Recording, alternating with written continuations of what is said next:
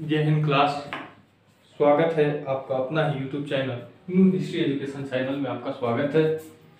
आशा करता हूं कि आप लोग जहां कहीं से भी होंगे वहां से आप लोग ठीक ही होंगे।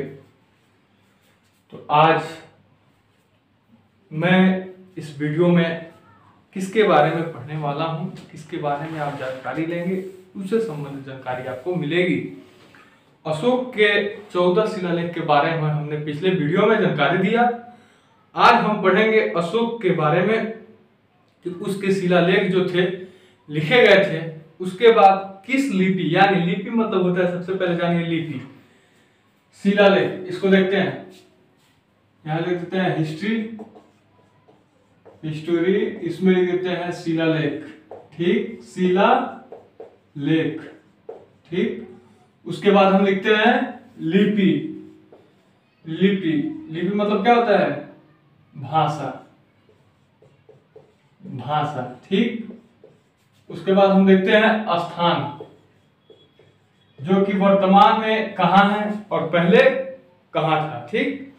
आज हम इसी के बारे में जानकारी लेंगे। वीडियो को अंत तक देखिएगा और सबसे पहले मेरे शब्द जो मेरे मुंह से जो आवाज निकलता है उस आवाज पे आप टेकअप कीजिएगा कि वो क्या बोल रहे हैं, उस पे गौर कीजिएगा। ऑनलाइन पढ़ाई सब कोई करता है, मगर ऑनलाइन पढ़ाई सब किसी को समझ में नहीं आता। लोग सोचते हैं कि बात वीडियो पे तो ऐसे क्या है ना, बकवास करके चले जाते हैं। ऐसा मत कीजिए, धीरज रख के उसको सुनिए, एक एक वर्ड उसकी कीमती होगी। मैं ही अपना वीडियो को नहीं कह रहा हूं, अनेक सारे वीडियो भी हैं यूट्यूब पे, बहुत सारे वीडियो हैं। जब तक आप उसको धीरज रख के देखिएगा नहीं, क्या पता अंत तक कहीं आपको समझ में आ जाए। बहुत सारे आप वीडियो में देखे होंगे कि मूवी देखते देखते जाएंगे, आपको शुरू से लेकर बीच तक का नहीं समझ में आएगा, अंत में हो ना हो कहीं समझ में आ जाए। ठीक उसी प्रकार स्टडी है, थोड़ा सा आप मेहनत कीजिए, देखिए, धीरज रख के पढ़िए और हिस्ट्री के बारे में जानकारी लीजिए। जरूरी नहीं कि नौकरी ही करेंगे, ऐसा कुछ नहीं होता है, बल्कि शिक्षा बहुत बड़ा एक उद्देश्य है। पढ़िए लिखे रहिएगा, कहीं भी काम आ सकता है। चलिए हम देखते हैं सबसे पहले शिलालेख। इसमें जो है कितने शिलालेख हैं, तो इसमें 14 शिलालेख हैं। 14 शिलालेख में देखिए, 14 शिलालेख तो हम तो बोल दिए। तो पहला शिलालेख में हम शहबाजगढ़ी देखते हैं। शहबाजगढ़ी शिलालेख, शहबाजगढ़ी, ठीक। उसके बाद देखते हैं लिपि, यानी किस लिपि में, तो यहां पे लिख देंगे खरोष्टी, खरोष्टी लिपि, ठीक। लिखा था लिपि, खरोष्टी लिपि, यहाँ पे लिपि डाल दिया। अब स्थान देखिए, दो ही लिपि, 14 मतलब है, 14 में कौन कौन से? पहला में है, अब अपने कॉपी पे ऐसे शेड्यूल बनाइएगा, मतलब डैश दीजिएगा, उसके बाद जो है कि लिखिएगा। लिखने के बाद देखिए कैसे बनाते हैं। इधर सीरियल नंबर डाल दीजिएगा, इधर शिलालेख, इधर लिपि, इधर स्थान। पहला में हम शिलालेख देते हैं शहबाजगढ़ी, मन सवेरा, दूसरे में सासाराम, तीसरा में धौली, चौथा में धौली, पांचवें में येरागुड़ी, ठीक, छठे में पाली कुंड, सातवें में विराट भागु, आठवें में कलसी, नौवें में गिरिनाथ, 10वें में धौली, 11 में सोपारा, 12 में जैनगढ़, 13 में रूपनाथ, 14 में एरागुंडी, ठीक। ये हो गया शिलालेख, इतना 14 शिलालेख हुए। इसके बाद देखिए लिपि, तो इसमें दो लिपि जो है शहबाजगढ़ी और मनसहेरा, दूसरा हो गया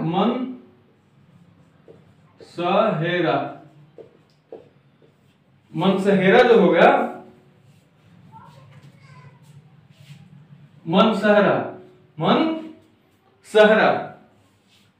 मनसहेरा, ठीक। ये दो जो है खरोष्टी लिपि में है। ये भी जो है मनसहेरा और शहबाजगढ़ी, ये दोनों क्या है? खरोष्टी लिपि में ही है, ठीक, लिपि खरोष्टी, ठीक। उसके बाद देखिए इसमें जो स्थान है पेशावर, यानी ये खरोष्टी लिपि में लिखा गया है, ये शहबाजगढ़ी शिलालेख हुआ, और ये कहाँ? पेशावर, जो कि अभी कहाँ है? पाकिस्तान में है, ठीक। PAK लिख दीजिएगा या पाकिस्तान लिख दीजिएगा। ठीक, अब देखिए पहला हो गया। दूसरे में मनसवेरा जो हुआ ये कहाँ हुआ, ये हाजरा जिला, एक तो पाकिस्तान के अंदर एक हाजरा जिला है। ठीक है, हाजरा एक जिला है पाकिस्तान के अंदर, उसी में ये लिखा है। ठीक, यही जिला इसके अंदर खरोष्टी लिपि में ये लिखा गया। उसके बाद तीसरा जो है, तीसरा नंबर, यहाँ पे तीसरा नंबर हम देखते हैं ये धौली।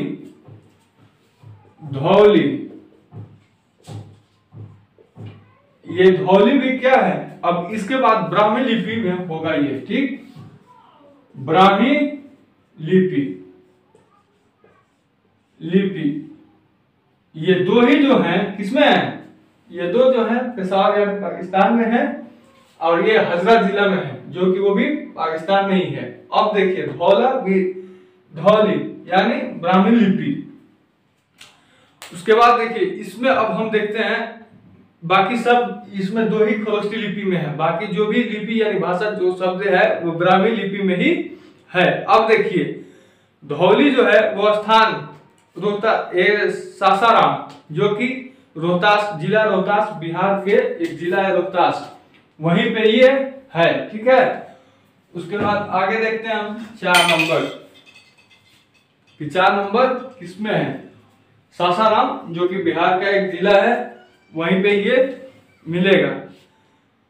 बिहार कहाँ, भारत। अब देखिए ब्राह्मी लिपि धौली ये कहाँ मिलेगा, उड़ीसा। उसके बाद रेपुर ये कहाँ मिलेगा, मैसूर में। उसके बाद अवस्टिम कर्नाटक, जयपुर राजस्थान, छठे में है जयपुर, 7वें में है देहरादून उत्तरांचल, गिरिनार ब्राह्मी लिपि में है जूनागढ़ जो कि कठियावाड़ा गुजरात में है ये। 10वां धौली ये पूरी उड़ीसा में ही है, पूरी एक मतलब स्टेशन भी है वहां पे, उड़ीसा में है ये।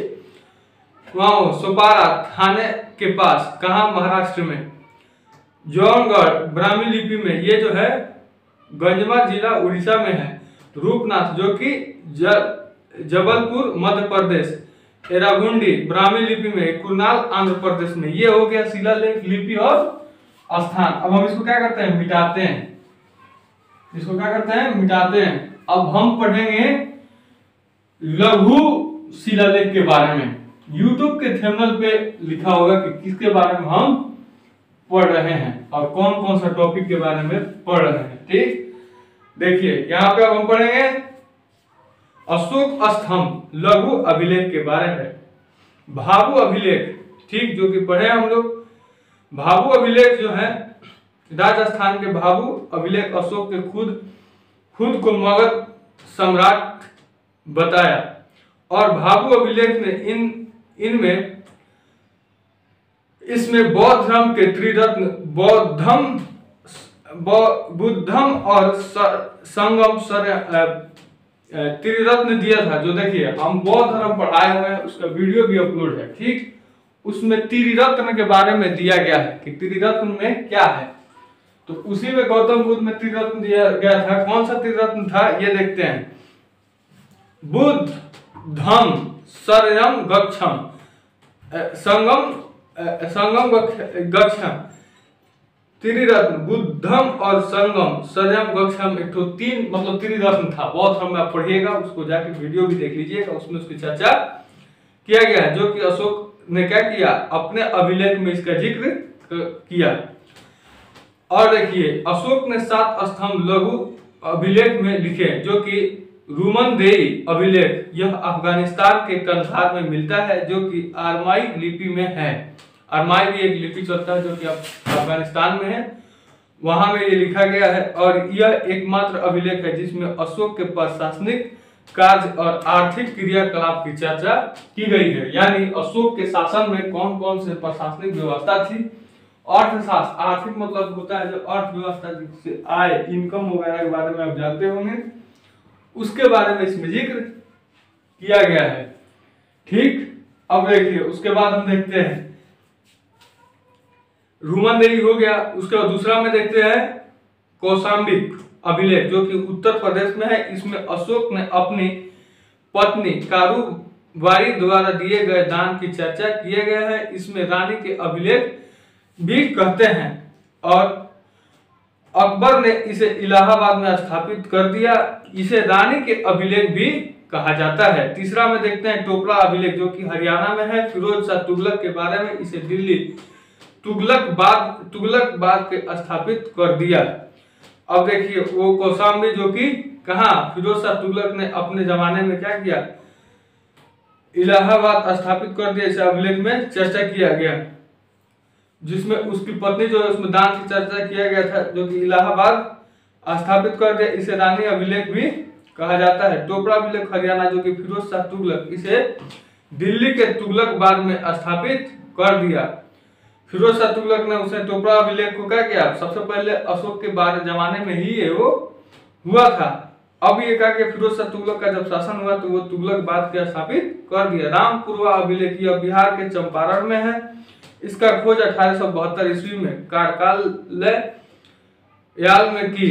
और छठा जो हुआ लेहोरिया नंदनगढ़, यह बिहार के चंपारण में है। और सातवां जो हो गया लोहरिया अरेराज, जो कि हमारे बिहार का एक जिला अरेराज, वहां यह बिहार चंपारण में ही पड़ता है। और सरेकुना अभिलेख यह अफगानिस्तान के कंधार में मिला है, जो कि ग्रीक तथा सरमाइक भाषा में है। ग्रीक और सरमाइक भी एक लिपि है, एक भाषा भी है। ठीक। कलिंग अभिलेख में अशोक ने कहा कि संसार के मानव मेरी संतान। अब देखिए कलिंग, अशोक जब अशोक शास्त्र का त्याग, जब अशोक के शुरू से बारे में पढ़ेंगे अंत तक, तब उसमें चर्चा किया गया था कि जो भी व्यक्ति हैं संसार में वो मेरे मानव संतान के पुत्र हैं।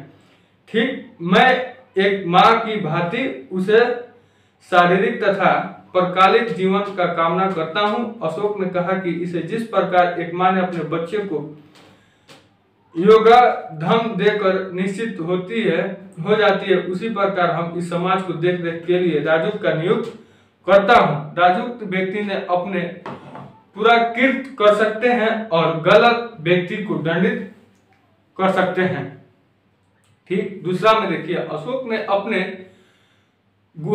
के गुहा लेखों में 3 संख्या, जो कि बिहार में गया और निकट बाबर में पहाड़ी गोचार गुफा जो दान में दिया था, उसका शॉर्ट वीडियो भी अपलोड है। इसमें 3 गुफाएं इसमें स्थित गुहा लेखों का आजीवक को दान में दिए गए थे, जो कि आजीवक संप्रदान को दिए गए थे। आप उसका शॉर्ट वीडियो देख सकते हैं। और अशोक का अभिलेख लिखने के लिए पत्थर उत्तर प्रदेश चुनार से मिले हैं। अशोक के धम्म यात्रा, देखिए अशोक ने क्या किया, जब बौद्ध धर्म, सबसे पहले वो ब्राह्मण संतान से ही था। ठीक। उसके बाद अशोक का जब शासन हुआ तो उसने क्या किया, अपना बौद्ध धर्म अपनाया। बौद्ध धर्म अपनाने के बाद उसने धम्म यात्रा निकाली। धम्म यात्रा मतलब वो प्रचार के लिए, बौद्ध धर्म के प्रचार के लिए यात्रा निकाला। उसमें देखिए अशोक ने अपने लोगों को नैतिकता सिखाने के लिए जो कि नियम कानून संहिता बनाई, उसे धम्म कहते हैं। जिसमें नियम कानून संहिता बनाई उसे क्या कहते हैं, धम्म कहते हैं। बौद्ध धम्म यात्रा जो है ना, उसमें धर्म का अर्थ बताया गया है, धम्म। इसमें ऐसे लिखा होगा धम्म। ठीक। वो धम्म का माने बताया है कि वो धम्म किसे कहते हैं, जिसमें नियम कानून संहिता बताई गई, उसे धम्म कहते हैं। अशोक के धम्म स्वनियंत्रण पर आधारित था। अशोक की धम्म परिभाषा राहुल वाद्य सूत्र ने दी गई थी। अपने आप नियंत्रण करना धम्म नीति का मूल सिद्धांत है। अशोक ने अपने दूसरे 7वें स्तंभ लेख में धम्म के गुणों सत्यवादी, पवित्रता, शुद्धता, मित्रता, दान, दया, कल्याण को बताया है। अशोक ने कहा कि अपने व्यक्ति अपने माता पिता की ज्ञान आज्ञा माने और व्यक्ति ब्राह्मण तथा भिक्षुक का आदर करे। व्यक्ति दास तथा सेवक के प्रति उदार रहे और व्यक्ति को जियो और जीने दो का पालन करना चाहिए। जियो और जियो देने का पालन करना चाहिए। ये किसने दिया, किस शासक ने दिया, अशोक साम्राज्य ने दिया था। अशोक साम्राज्य ने क्या किया, लास्ट में जो अशोक ने जो धम्म यात्रा निकाला, उसमें अंतिम चरण में क्या जिक्र किया, जिसमें कहा कि लोगों को यानी व्यक्ति को जियो और जीने दे दो का पालन करना चाहिए, यानी एक दूसरे पे अत्याचार नहीं करना चाहिए। अशोक जब अपना शास्त्र त्याग दिया, युद्ध करना बंद कर दिया, उसके बाद उसके पास इतना ना काबिलियत आ गया कि वो किसी से युद्ध करना ही नहीं चाहता था। उसी में उसने ये जिक्र किया कि व्यक्ति को जियो और जीने दो का नियम का पालन करना चाहिए। मौर्यकालीन आर्थिक व्यवस्था और मौर्यकालीन में मुद्रा, मौर्यकालीन में संगठन, मौर्यकालीन में सौजन्य व्यवस्था, प्रशासनिक व्यवस्था से संबंधित अगले वीडियो में हम जानकारी लेंगे। आज के लिए इतना ही, फिर मिलते हैं अगले वीडियो के साथ इसी चैनल पे।